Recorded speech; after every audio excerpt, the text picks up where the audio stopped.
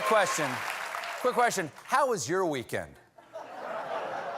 I certainly had an interesting one because some of my staff had a memorable one.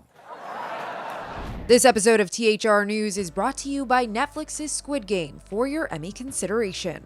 Stephen Colbert addressed the arrests of members of his production team at a U.S. Capitol office building last week. During Monday's Late Show, Colbert explained what happened.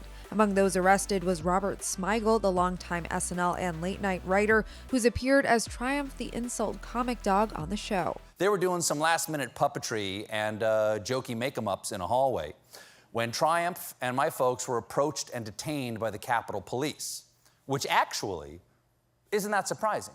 Colbert's quip about Capitol Police was, of course, in reference to the January 6th insurrection last year that led to 5 people dying. The Capitol Police are much more cautious than they were, say, 18 months ago, and for a very good reason. If you don't know what that reason is, I know what news network you watch.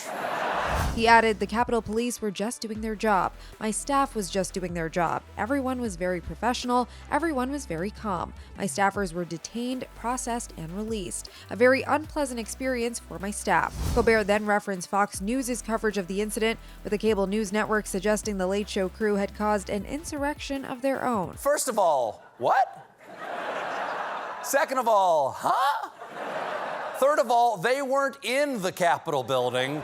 He continued, drawing any equivalence between rioters storming our Capitol to prevent the counting of electoral ballots and a cigar-chomping toy dog is a shameful and grotesque insult to the memory of everyone who died. Colbert's comments come just a few days after 7 members of his team were arrested at the Longworth House office building after it had closed for the evening. The team had been recording interviews with members of Congress earlier in the day. For more on this story, head to THR.com.